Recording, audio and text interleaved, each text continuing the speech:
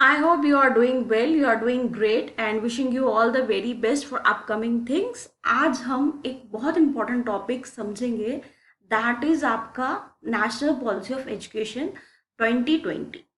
ये क्या है, ये क्यों इम्पॉर्टेंट है, इसके क्या बैकग्राउंड है, अपकमिंग टाइम में ये क्या चीज़ों को कनेक्ट करेगी, उस सबको मैं आपको एक बेटर वे में एक्सप्लेन करूँगी इन अ वेरी प्रॉपर वे, ताकि आप पुराना क्या हुआ था उसको भी समझ पाए, अगला क्या होगा उसको भी थोड़ा सा कोरिलेट कर पाए, और ये क्या है एग्जैक्टली पॉलिसी वो भी आप समझ पाएंगे। बिकॉज अगर आप किसी भी कॉम्पिटिटिव एग्जाम के लिए प्रिपेयर कर रहे हैं, whether it is UPSC, whether it is state PSC, whether the SSB, whether it is JK SSB, what's ever you are preparing, it will help you a lot. Because हम बहुत सारी चीज़ें पढ़ते हैं जिनका हमें बैकग्राउंड नहीं पता होता है।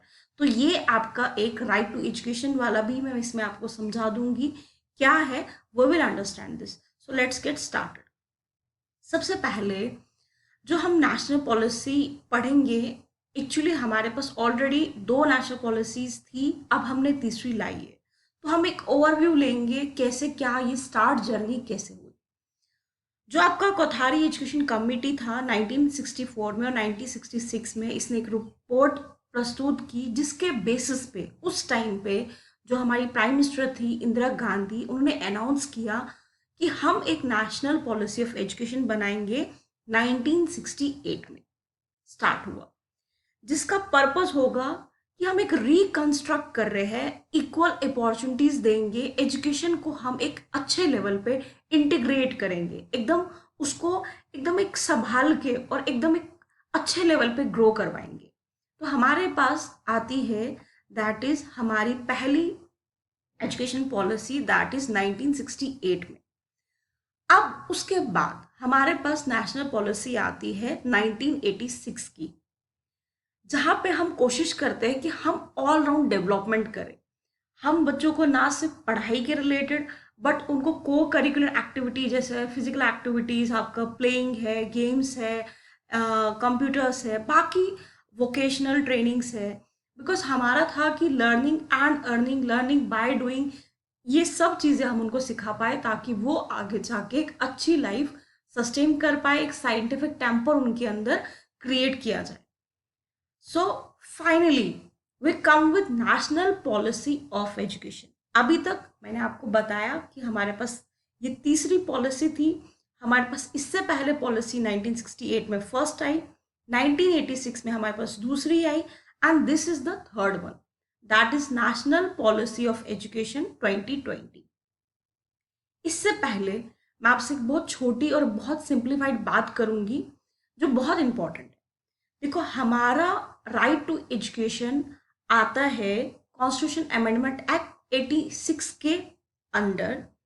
2002 में वो स्टार्ट होता है प्रोसीजर, 2009 में एक फाइनल एक्ट बन के आता है, जहाँ पे हमारा राइट टू लाइफ के अंदर एक पार्ट ऐड होता है 21A, क्योंकि हमारा राइट टू लाइफ है आर्टिकल 21। तो हमारा राइट टू लाइफ के अंडर आता है राइट टू एजुकेशन ए के अंदर, जिसमें हम क्या करते हैं, ले डाउन करते हैं free and compulsory education. Age group आपका रहेगा 6 to 14 ईयर्स, मतलब प्राइमरी एजुकेशन दी जाएगी free of cost, free and compulsory, पहली चीज। दूसरी जो इससे इंपॉर्टेंट, ये हमें पता है कि हमारे जितने भी पावर्स एंड एक्ट्स होते हैं वो लिस्ट्स में डिवाइडेड है कि सेंटर क्या करेगी, स्टेट क्या करेगी, और दोनों मिलके क्या करेंगे, that is state list, central list and concurrent list. Education पहले आपका एक स्टेट लिस्ट का क्राइटेरिया में आता था, लेकिन 42nd कॉन्स्टिट्यूशन अमेंडमेंट एक्ट 1976 बहुत बहुत बहुत इंपॉर्टेंट एक्ट है ये, इसको कभी भी डिटेल में समझना। And 42nd constitution amendment act 1978, इन दोनों को बहुत डिटेल में समझना। इस वाले कॉन्स्टिट्यूशन अमेंडमेंट को तो मिनी कॉन्स्टिट्यूशन बोला जाता है, जहां पे हमने ले डाउन की फाउंडेशन की, अब इसको क्या कंकरेंट लिस्ट में लाया जाएगा, क्यों, ताकि हम इस पे अच्छी पॉलिसीज बना पाए। डिफरेंट डिफरेंट स्कीम्स आई, जैसे सर्व शिक्षा अभियान है आपका, ठीक है, बहुत सारी ऐसी चीजें आई जो एनकरेज करने लगी किस चीज को, एजुकेशन को। अभी सबसे पहले क्या हम एजुकेशन पॉलिसी देख रहे हैं 2020 का, अब क्या चेंजेस इसमें आए। हम जो क्रैमिंग सिस्टम था ना उसको एंड कर रहे हैं, हम उसको एक्सपेरिमेंटल लर्निंग ला रहे हैं एंड क्रिटिकल ला रहे हैं, जहाँ पे सिर्फ आपके नोट्स में क्या लिखा गया है वो चीज़ नहीं होगी, आपको सोचने का मौका, आपको अपनी बात प्रकट करने का मौका, अपने थॉट्स विजन्स को और बेटर वे में क्लियर करने का मौका दिया जाएगा। और ये ड्राफ्ट प्रिपेयर किया गया था former Indian space research organisation के चीफ इसरो के कॉटन गंग, ठीक है। और इस डिजाइन को हम क्या बोलते हैं, बहुत ध्यान से समझना, that is 5+3+4 design. I will explain it what it is. और इसमें इंपॉर्टेंट एक फोकस दिया गया कि हमारे जो क्लास आपका 5th तक है, एटलीस्ट आप क्या करेंगे, बच्चों को मदर टंग में समझाएंगे या बाईलैंग्वेज होगा।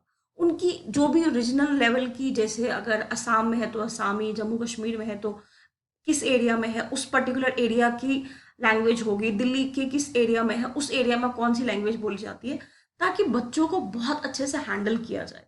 देखो, एज अ स्टूडेंट ये चीज़ें आपने भी फेस की होगी, हमने अपने टाइम पे भी की है। क्या होता है कि जब हम स्कूल जाते हैं, ऐसी लैंग्वेज होती है जो हमें रटनी पड़ती है, समझनी पड़ती है, इंग्लिश सीखनी पड़ती है, जबकि ये प्रोसेस है, ठीक है। बिकॉज वो हमारी फर्स्ट लैंग्वेज नहीं है, हमारी मदर लैंग्वेज आती है, देन हमें हिंदी समझ आती है। इसीलिए ताकि कोई भी अपना पीछे ना समझे अपने आप को और बेटर वे में लर्न कर पाए, और उस बच्चे को ऐसा एनवायरमेंट ग्रोथ के लिए दिया जाए कि उसको चीज़ें आहिस्ता आहिस्ता सिखाई जाए, एकदम उसके प्रोसेस में चेंज ना हो। और क्यों इंपॉर्टेंट है, क्या स्टेप है, शेयरिंग ऑफ रिसोर्सेज, टेक्नोलॉजी। अब मैं बताती हूँ कैसे। सपोज कोई पर्टिकुलर इंडिया में, किसी भी इंडिया में या बाहर में भी, किसी में किसी अच्छे स्कूल में अच्छा इनोवेशन है, अच्छे वीडियोस है, अच्छी क्लासेस है, अच्छा कुछ उन्होंने ऐसा कुछ रिसोर्स क्रिएट किया है, कोई ऐसी सीरीज क्रिएट की है, कोई ऐसे मेथड्स क्रिएट किया है, कोई ऐसी बुक नहीं निकाली है, तो हम क्या करेंगे, उसी रिसोर्स को शेयर करेंगे ताकि हम अक्रॉस इंडिया वो चीज़ें आराम से शेयर हो पाए और हर कोई उसको यूज़ कर पाए। हम इस पे फर्स्ट टाइम 6% जीडीपी खर्चेंगे। You have to understand this, बहुत इंपॉर्टेंट है, फर्स्ट टाइम। और हमारा टारगेट है 2040 तक की बाईलिंगुअल टीचिंग लर्निंग प्रोसेस होगी। आपकी मदर लैंग्वेज, आपकी जो भी फर्स्ट लैंग्वेज है वो, और आपको कोई और लैंग्वेज भी सिखाई जाएगी, ताकि आप बहुत बेटर वे में बच्चे लर्न कर पाए। अभी हेल्पफुल है वर्किंग पेरेंट्स के ट्रांसफरेबल जॉब के लिए। क्यों? देखो, अक्रॉस इंडिया सेम बुक्स है, सेम सिलेबस है, सेम क्राइटेरिया है, सेम पैटर्न है। तो आप कभी भी कहीं भी ट्रांसफर हो रहे हो, कहीं भी कुछ भी हो रहा है, आप उस स्टूडेंट का नाम, उस स्टूडेंट का बैकग्राउंड, उस स्टूडेंट का सिलेबस सेम होगा तो उस बच्चे को प्रॉब्लम नहीं क्रिएट होगी। देन कुछ और इम्पॉर्टेंट एस्पेक्ट्स क्या है इस न्यू एकेडमिक स्ट्रक्चर के, जो मैं आपको फिर से समझाऊंगी। हम इसको डिसेंटर ऑर्डर में पढ़ेंगे।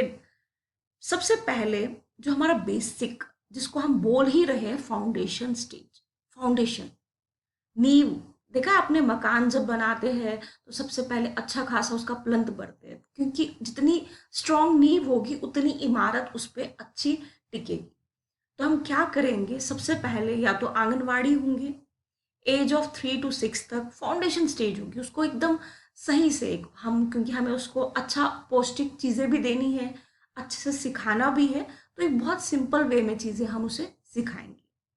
2 इयर्स का 1 to 2 एज तक उसकी एक किंडरगार्टन टाइप का या एकदम नॉर्मल स्कूलिंग होगी, जहाँ पे उसको थोड़ी बहुत चीज़ें सिखाई जाएगी, वर्ड फॉर्मेशंस, डिफरेंट डिफरेंट चीज़ें, अल्फ़ाबेट सिखा दिया, या जो भी बहुत सिंपल चीज़ें। देन 3 इयर्स का, that is 3rd to 5th class, preparatory stage, जहाँ पे अब उसको प्रिपेयर किया जाएगा, मैथमेटिक्स थोड़ा सा, साइंस थोड़ा सा, थोड़ा सा ईवीएस होगा, थोड़ा सा सोशल स्टडीज़ होगा, एक फाउंडेशन और एक प्रिपरेशंस क्रिएट होगी उसका नेक्स्ट लेवल के लिए। देन 3 इयर्स का आपका एजुकेशन होगा, जहाँ पे मिडिल स्टेज आएगी, जहाँ पे वो एक पर्टिकुलर सब्जेक्ट में, जैसे अब हम उसको फिजिक्स दे देंगे, केमिस्ट्री दे देंगे, बायोलॉजी दे देंगे, उसको हम हिस्ट्री देंगे, ज्योग्राफी देंगे, स्विक्स देंगे, पर्टिकुलर सब्जेक्ट्स में ही हम डिवीजन कर देंगे। देन 4th, जो आपका 9th to 12th होगा, वहाँ पे वो अपना एक स्पेशल सब्जेक्ट चूज कर सकता है। वो साइंस बैकग्राउंड में जाना चाहता है, वो आर्ट्स बैकग्राउंड में जाना चाहता है, वो किसी भी बैकग्राउंड में जाना चाहता है, वो उसकी अपनी मर्जी है। लेकिन यहाँ पे एक प्लस पॉइंट क्या ऐड होगा कि यहाँ पे पहले की तरह स्ट्रिक्ट नहीं होगा कि जो साइंस वाला स्टूडेंट है वो कोई एक एक्स्ट्रा सब्जेक्ट नॉन मेडिकल वाला नहीं ले सकता, और नॉन मेडिकल के स्टूडेंट्स एक एक्स्ट्रा सब्जेक्ट आर्ट्स का नहीं ले सकते। नहीं, यहाँ पे एक फ्री चॉइस दी जाएगी, आप अपनी मर्जी से कोई भी एडिशनल सब्जेक्ट रख सकते हैं जो भी आपका पढ़ने का मन है। तो ये बेनिफिट हो गया इसका एक। Then 4 year multi disciplinary bachelor programme क्या है भाई, ये कैसे चेंज लाएगा, एक विजन ही चेंज होगा। मैक्सिमम आप लोगों ने लगभग इस साल के और लास्ट ईयर से जितने भी प्रोग्राम्स निकल रहे हैं, आपने वर्ड सुना होगा इंटीग्रेटेड कोर्स। भाई ये इंटीग्रेटेड कोर्स होता क्या है, पहले तो हम इसको ही समझते हैं। पहले हमारा ईयर वाइज था BA and whatever we do, अब हम सेम वाइज पे चल रहे हैं, सेमेस्टर वाइज, बिकॉज हम एक वो फाउंडेशंस क्रिएट कर रहे हैं, एक सिस्टम पैटर्न क्रिएट कर रहे हैं जहाँ पे लर्निंग और बेटर हो पाए और कनेक्ट हो पाए। ऐसा नहीं है कि अगर एक साइंस स्टूडेंट्स को पॉलिटिकल साइंस पढ़ने का मन है एज एक्सटर्नल सब्जेक्ट, वो नहीं पढ़ सकता, वो पढ़ सकता है, डेफिनेटली पढ़ेगा। B.Ed M.Ed है वो भी इंटीग्रेटेड हो गई है, PhD है वो भी इंटीग्रेटेड हो गई है। इसके बहुत सारे बेनिफिट्स है, बहुत सारी चीज़ें हैं जो बच्चों के लिए आसान हो जाएगी, उनको डिफरेंट डिसिप्लिनरीज में काम करने का मौका मिलेगा, डिफरेंट चीज़ें सीखने का मौका मिलेगा, और बेटर वे में वो अपने आप को एनहांस कर सकते हैं और प्रैक्टिकलिटी के साथ कनेक्ट कर सकते हैं। अभी वो ज़्यादा थ्योरी में चल रहे थे, प्रैक्टिकलिटी में कम, लेकिन अब वो प्रैक्टिकलिटी एंड थ्योरी को दोनों को बैलेंस क्रिएट करेंगे।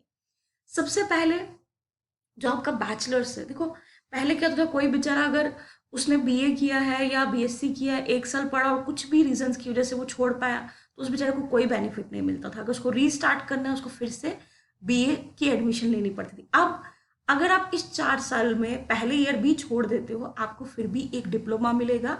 आप अगर लेटर ऑन कंटिन्यू करना चाहते हो, आप कंटिन्यू करोगे, आप सेकेंड ईयर से कंटिन्यू कर सकते हो, आपको फर्स्ट ईयर फिर से नहीं करना है। और अगर आप सेकेंड 2 ईयर्स कंप्लीट कर देते हो, देन इट मीन्स कि आपको एक डिग्री दी जाएगी। और जब आप अपना पूरा कोर्स कंप्लीट करते हो, उसके बाद आपको जो आपका लास्ट ईयर है उसमें थोड़ा बहुत आपको रिसर्च वगैरह सिखाई जाएगी, अगर आप आगे जाके रिसर्च करना चाहते हैं क्या है क्या नहीं है। मास्टर्स एज इट इज रहेगी, PhD की इंपॉर्टेंस होगी, मास्टर्स की भी इंपॉर्टेंस होगी। मास्टर्स में भी आपका क्या किया जाएगा कि इंटीग्रेटेड हो जाएगी, आपको मास्टर्स के करते करते ही आपको रिसर्च वगैरह सिखाई जाएगी, बाकी चीज़ें सिखाई जाएगी, प्रैक्टिकली आप क्या अपने टॉपिक्स या कंसेप्ट चूज कर सकते हो वो भी सिखाया जाएगा। और आपका जो PhD होगा, एज बिकॉज आपने पहले ही 1 साल एक्स्ट्रा दिया है, आपने मास्टर्स में भी उस चीज़ को कंटिन्यू किया है, तो आपको उसका बेनिफिट मिलेगा, आपका PhD का टाइम ड्यूरेशन भी कम कर दिया जाएगा। और बेनिफिट ये रहेगा कि आप अपनी PhD और बेटर वे में कर सकते हो, बिकॉज पहले से ही आप उस चीज़ को लेके क्लियर हो, आपको उस चीज़ की समझ पहले से ही आ चुकी है, क्या करना है कैसे करना है। सो आप एक बहुत अच्छी रिसर्च कर पाएंगे।